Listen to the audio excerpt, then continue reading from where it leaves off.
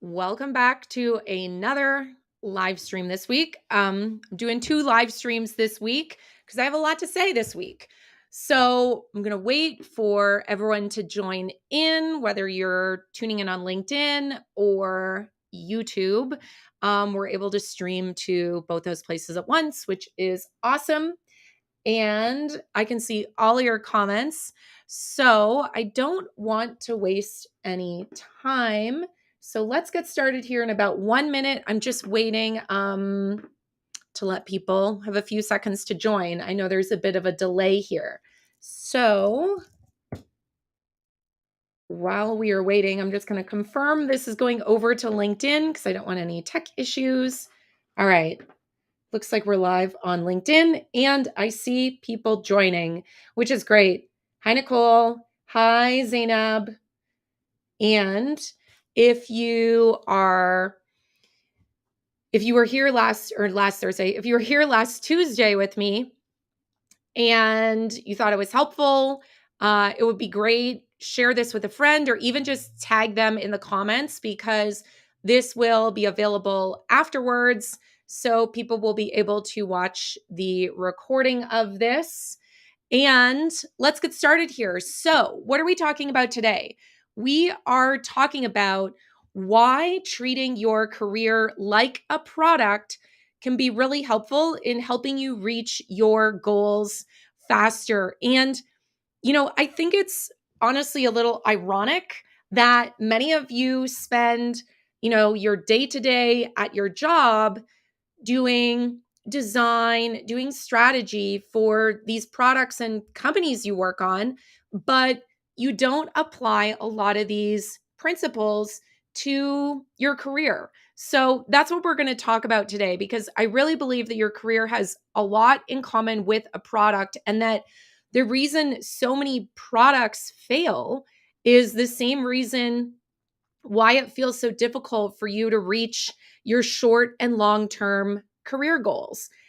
Before we get started, though, I just want to let you know that a week from today, I am going to be teaching a brand new workshop called Product Strategy for Your Career. It's next Thursday, July 6th at 4 p.m. Eastern. I'm going to drop a link in the chat here and I have to go over to LinkedIn and do it there because my chat comments don't kind of get syndicated to all the places. So give me a second while I pull up my LinkedIn profile for you all. And now I just have to figure out how to comment on my own live stream. Okay, let's turn off my volume, go down to the chat. Oh, I see. Okay, so RSVP for July 6th. Okay.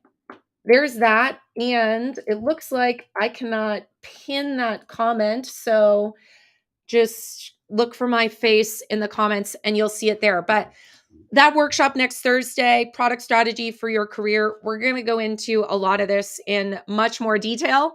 We only have about 30 minutes today, but you can RSVP for that. And let's get started. So I want to just first start off thinking about what are some of the reasons that products fail, right? And maybe you have many ideas based on products you've worked on previously in your career. So, products fail because I think we can lump it into three kind of categories. First, I think products fail because there was something wrong with their design, right? It just didn't work as planned or as expected. Or once they got that product into the hands of potential customers or users, those people had trouble or kind of thought, why do I need this? And one example that comes to mind is the company Juicero.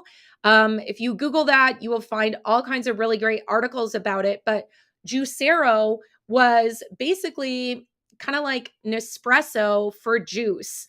And long story short, it was a really expensive machine. They raised all kinds of money, a lot of money, millions and millions.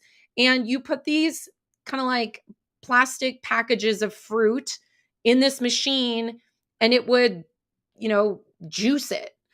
The problem was that reporters from Bloomberg realized, hey, I can just squeeze this packet of juice or vegetables and fruit with my hand and get the same result without buying this machine that was, I think it was $700, but Google it and you'll find out. Anyway, that product failed.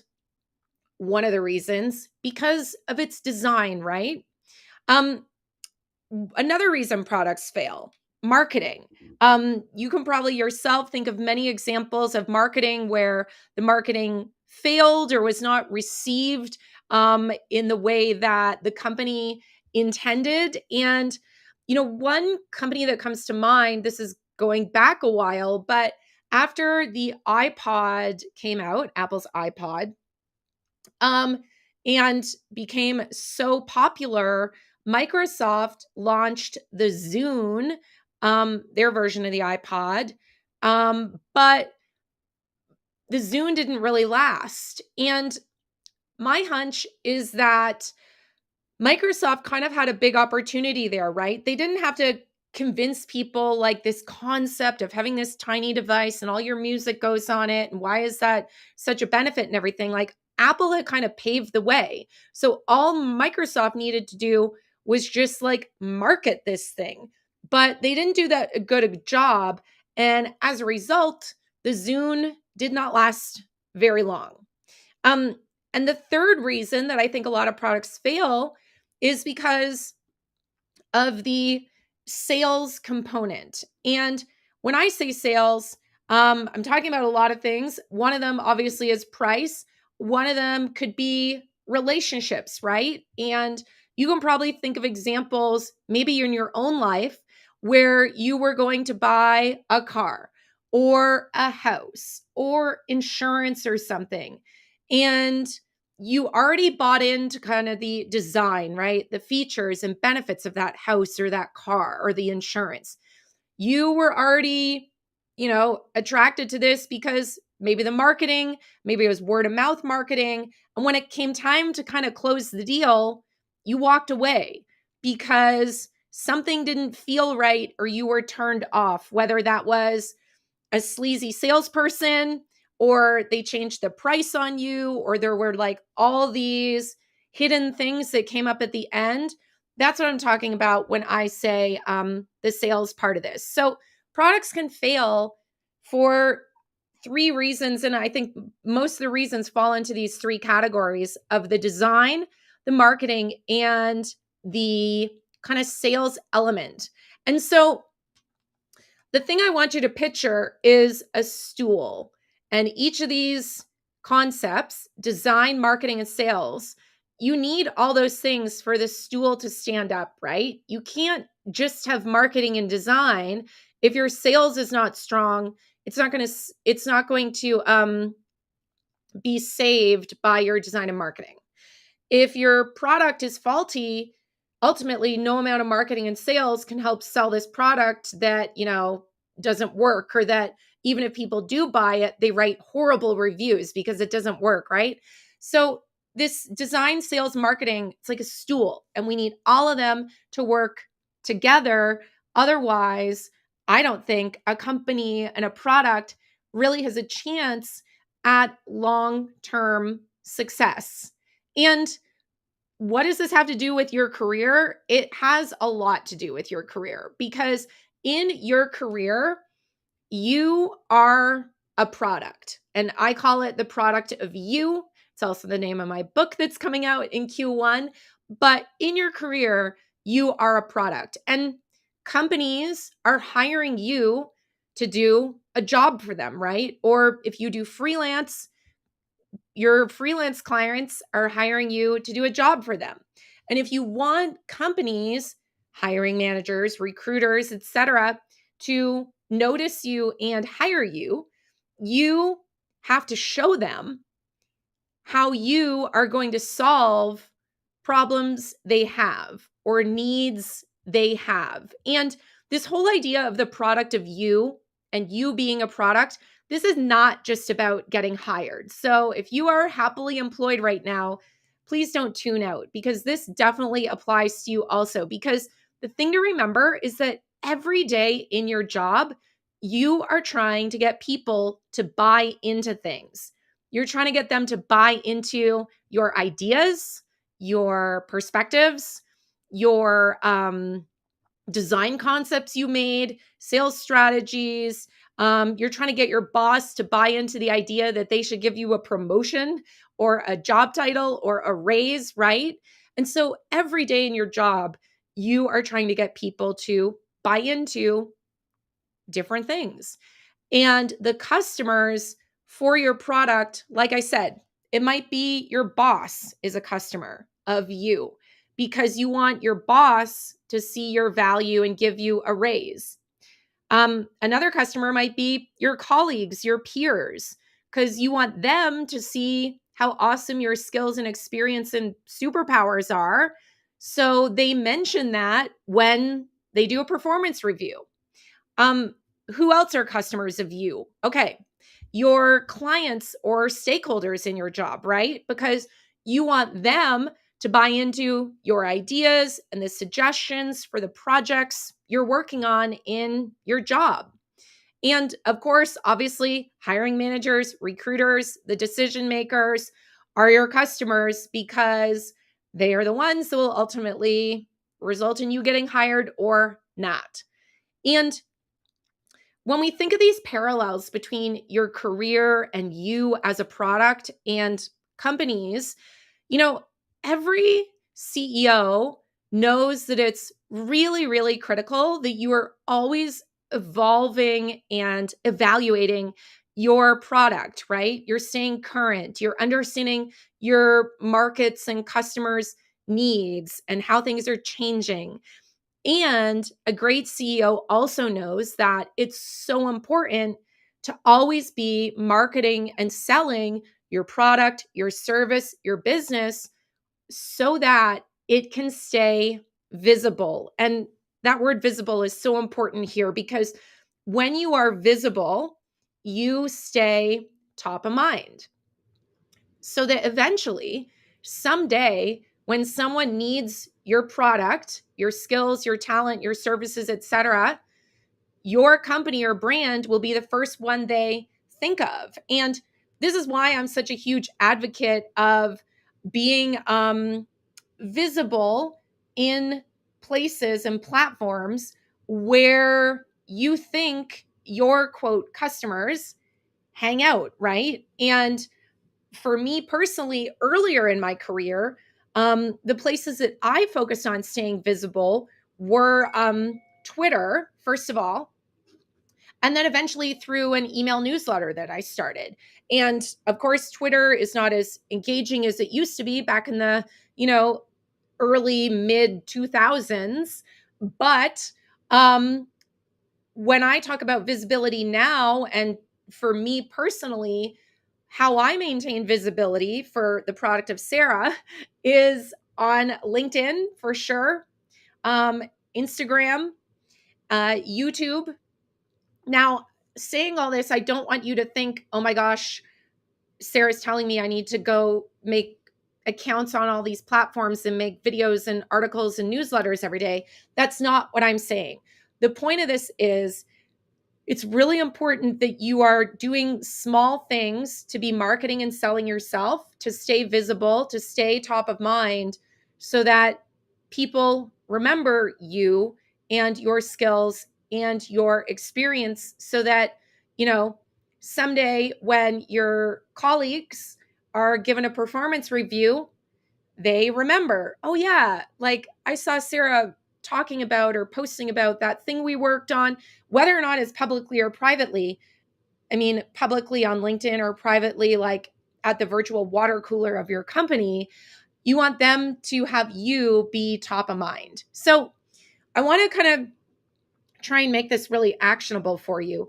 So the first question of 3 questions here, the first one is, are you clear on the design of you, the product of you?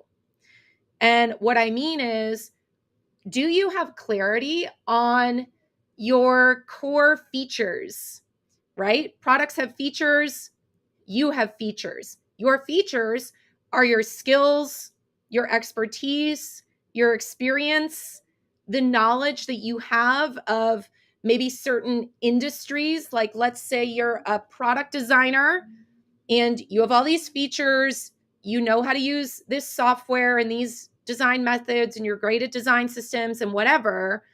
You also have other features, such as you have worked in the healthcare space for 5 years and you understand the complexity of all the compliance and privacy and all these things that can impact products in the healthcare industry. That's what I'm talking about when I say core features. So, are you really clear on your core features, your skills, your strengths, your superpowers, right? And I want you to think beyond your job title. Like, what makes you unique? Such as with that healthcare example, do you have specific traits and qualifications and experience that would set you apart from someone else who might have the same exact job title as you? But when you expand beyond the job title and think about your core features, helps set you apart far more from that person who has the exact same job title as you. All right. So that's gonna question number one for you to ponder. Are you clear on the design of you? And if you're not clear, you need to take some time and think, okay, beyond the job title I have, and I know Figma, and I know this software and that software, kind of make like a little feature list of the product of you. Now, the next question I want you to think about is, what are you doing in your career to be marketing the product of you? Now, there's many things you could be doing. At a bare minimum, I want you to think about the core marketing materials for the product of you, which are really, in my opinion, your resume, your LinkedIn profile for sure. If you have a presentation of examples of your work or a portfolio, that would be another example of your marketing materials. Maybe you have a website or an online presence of some type, and then any other kind of presences that you might have professionally. So maybe you have an Instagram, maybe you have a newsletter. If you don't stress out. But you want to be thinking about, what are you doing to market this product of you? And kind of sub questions here are those marketing materials up to date, right? If someone slid into your inbox or your friend said to you tomorrow, oh my gosh, I just saw this job, it's perfect for you, and I know someone at the company, and your marketing materials were not ready to go, that's going to be a problem, right? So you want to make sure that your marketing materials are up to date and reflective of what we talked about in number one: your features, your benefits, the design of the product of you. And like I said, I want to reiterate, this is not about going out there and becoming some influencer. It's about being visible and being ready in case someone asks for, or an opportunity presents itself where you might need these marketing materials.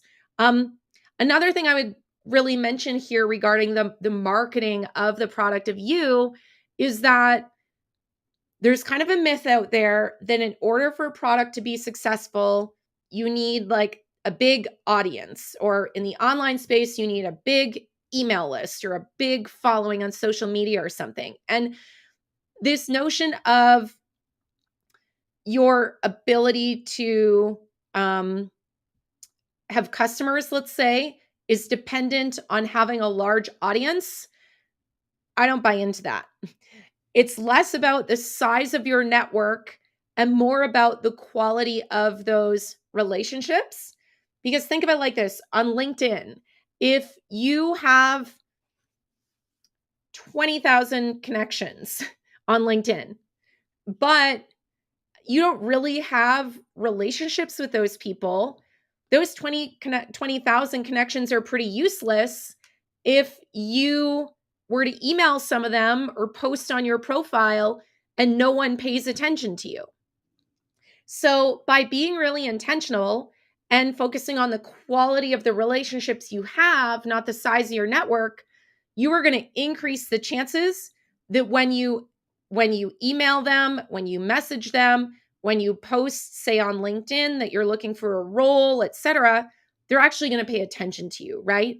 And that comes from this relationship building, which in parallel with relationship building comes trust building, which is what marketing is really all about, right? It's about having people become aware of you and building that trust and confidence in whatever you are selling. And we see this with products every day, right? You see TV commercials, you hear radio commercials, etc., and you start to have awareness of companies and products. Over time, you start to be curious about them. Maybe you'll go Google them to see what they're all about. And one thing I want to point out that just kind of came to me in the past 48 hours regarding marketing is this trust factor is so important because the trust that you build up with your audience can come tearing down very quickly based on different marketing activities you do. And currently, right now, this fast fashion retailer called Shein or Shein, depending on how you say it, Shein, they are kind of under the microscope right now because they had a bunch of influencers come and tour their production line of where they make all their clothing and accessories and stuff. And there's a lot of backlash because this company also produces a lot of waste and is not sustainable and all these things. And we will see what happens. It will not be surprising to me if a year from now we're talking about how this company may not exist. So that's a great example. And if you want to follow it real time, just Google Shein, and you will see tons of articles going out yesterday, today about this. And there might be a marketing case study here in the future about the downfall because they did this kind of marketing stunt and brought these influencers to their factory, but it might blow up. We'll see. All right. So, what are you doing to do the marketing of you? Are your marketing materials up to date? Are you confident in them? Do you have to scramble if someone tomorrow says, "Oh my gosh, I have a job, you should apply for it"? That's what I mean when I say the marketing of you. And then the last thing to think about is what are you doing to sell the product of you? Now, sales doesn't need to be sleazy. I know many of us, myself included, you kind of just imagine like bad sales experiences, not very authentic, etc. And when I say sales, I'm really talking about relationships. And this marketing and sales are very intertwined. But the point of sales relationships is that you want to have relationships in place before you need them. So, an example, let's say you wanted to apply for a job at Amazon and you know 0 people at Amazon. Okay. Well, the time to be building relationships with people who work at Amazon is not like the day before you want to apply for a job there. A better scenario would be you want to apply to a job at Amazon in the next year, like they're on your dream list. Okay. If you know that today, then one of the things you should be doing is trying to build relationships with people who work at Amazon. Not so that 6 months or a year from now, you can message them and say, "Hey, I want to apply at Amazon. Can you do me any favors?" But you want to have that relationship in place so that organically they might tell you that their team is hiring. You might find out about jobs before they hit kind of public job boards. Or if you do apply to a job at Amazon, you already have contact with someone at Amazon that you could ask questions about company culture or the interview process or something. And you're not scrambling to try and find someone who works there, because if you don't know someone who works at Amazon and you apply there, then if you have questions or you want to kind of ask someone about, I noticed you worked at Amazon for 2 years. Like, what's kept you there? What do you like about it? What you don't like about it? You won't be able to ask those questions because you won't know anyone who works there.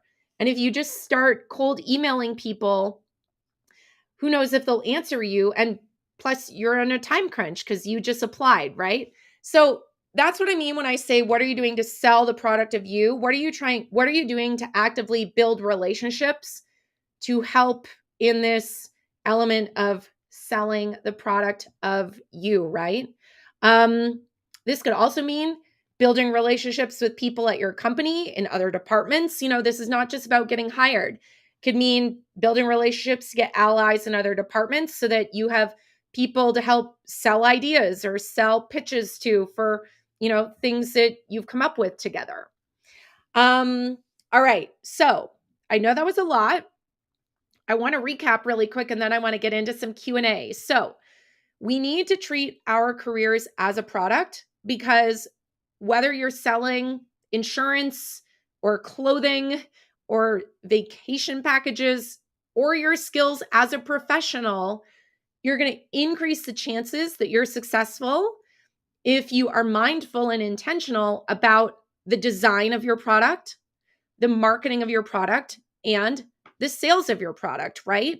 And so be thinking about, do you need more clarity on the design of your product? Do you have a strong elevator pitch, right? That's an element of the design of your product. Do you have clarity on your skills beyond just what your job title is? What makes you unique and different from other people with the same job title as you? What are you doing to develop your marketing materials for the product of you? And are they ready to go? Or would you need to hustle and pull an all-nighter to get them all ready? And then what are you doing to sell the product of you? Do you have relationships in place that are really strategic based on your short and long-term goals? Or would you end up just sending a bunch of cold emails and crossing your fingers if you were to apply at a company, let's say, and you didn't know anyone there?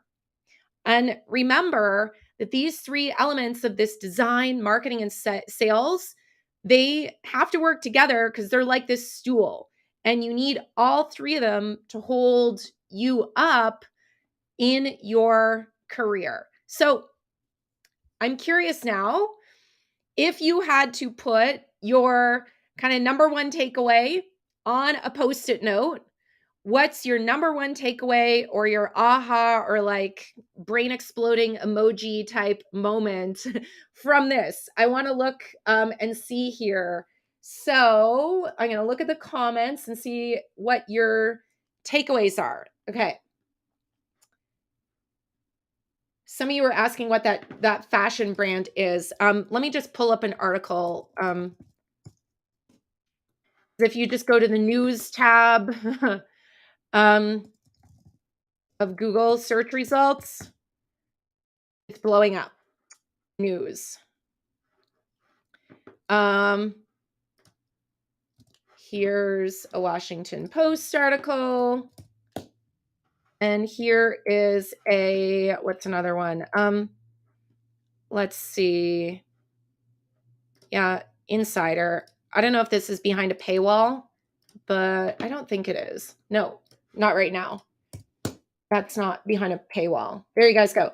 Okay, but what is on your Post-it note? What's your takeaway, right? Do you need to focus on the design of you, the marketing of you, the sales of you? So let me see here. All right. I see a bunch of people saying design, bunch of people saying marketing. Lots of comments on marketing because you really resonated with that challenge of, what if someone emailed you or called you and said, hey, my friend's company is hiring or my company is hiring. Can you send me your resume? Or your LinkedIn profile's out of date. You'd have to pull an all-nighter. Yeah, I get it because we don't prioritize this stuff, right? It's always on the back burner. But if you invest the time now to do this stuff, it's going to pay off in the long term because the time to be doing all this stuff is not a day before you need these marketing materials, right? Otherwise, you'll be panicking and you'll make mistakes, etc. Okay. Olia says the sales aspect. Haral says start with curiosity as you're building new relationships rather than going in with a distinct goal of getting a job. Exactly. Okay. Jamie said, I knew a lot of these things independently, but I love how you organize everything by design, marketing, sales. It makes it easier to think about and take action. Awesome. Okay. Miriam's takeaway is would be working on my features in order to make me unique. Exactly. And one thing I would add to that is when you think about what makes you unique, and I see this a lot with the kind of UX and product and tech people that I work with, is that a lot of people try and differentiate themselves and come up with what their, unique qualities are by saying things like, I'm a product designer. I like to make products people love or that improve the world or something. And those statements of make products people love and products that improve the world, to me, it's just kind of A, very overused. B, what does that actually mean? And that could literally be on anyone else's LinkedIn profile, resume, etc. So try and go a little deeper. Imagine an onion and you're kind of working inward toward those intersection of the onion. Like, what do you mean by make products people love or that, help change the world? Can you get more specific in terms of a certain um, user type or industry or something like that? Are you really passionate and focused on accessibility or inclusion or other things? Those would be more unique traits than just saying, I want to make products that change the world. Also, it's kind of like, okay, no one wants to make products that people don't like using or that don't make the world better. Like, no one wants to make products that destroy the world, right? So be careful how you use those words because I think you see other people use these phrases on their websites and their LinkedIn's. And so sometimes you just copy it. But when you really think about it, it's like, I want to make products that change the world. Okay. Or that people love. That's nice. What does that mean for me and my company that's going to hire you? Right. All right. So Zainab said, your takeaway is clarity on your skills so you can filter jobs you want to work on. Exactly. Because when you have that clarity of your skills and the design of you, then guess what? It makes your job search a lot easier because you have a deeper criteria of jobs that you would want to apply to rather than just only going based off of job titles. Okay, let's see what else here. I don't see any questions yet. So let's stay for 1 or 2 more minutes and see if any questions pop up. I'm just going to see if there's questions on YouTube here. Gretchen from LA is watching on YouTube. Someone else who's anonymous. Let's see. I'm seeing some YouTube comments now. Yeah, someone was going back to the Microsoft Zune, their iPod competitor, and they said, Microsoft didn't tell a good story on the Zune at all. Exactly. Part of what Microsoft needed to do with Zune is say, yes, it does all the things the iPod does, but it also does these things better, right? And these differentiators don't need to be product features. All right, let's see what else you guys are saying. All right, I'm going to go back to LinkedIn, see if there's questions. Okay, I don't see any questions. It sounds like you guys have a lot of takeaways, though. So I want to remind you that next Thursday, July 6th, we'll dive into this in a lot more deep detail. In this workshop I will be teaching called Product Strategy for Your Career. And next Thursday, I am unveiling Career Strategy Lab 2.0. That is my career coaching program. It's our second anniversary, and we've done some changes, which I think are pretty awesome. And so we're opening the doors to Career Strategy Lab 2.0. So we'll announce all the details next Thursday, along with give you an opportunity to join that 2.0 program of Career Strategy Lab. There's going to be limited spots available for that, but all the details here, I'm putting in the chat here to RSVP for next Thursday's workshop and CSL 2.0 announcement. All right, there that is in the chat. Wait, did it go to the top? I don't know where it went. Gosh. There it is. Let me post it on YouTube also for you. There we go. All right. I see one question here. I lost it. Jayla wants to know, how do you change industries as a product designer? The biggest piece of advice I would give you is whatever industry you're switching from. So let's say you were a teacher or a nurse or a physical therapist or something. I think one of the most strategic things you can do is look for jobs, look for product design jobs in the industry that you're leaving. And why is that? Because if you're a teacher who's now a product designer, great.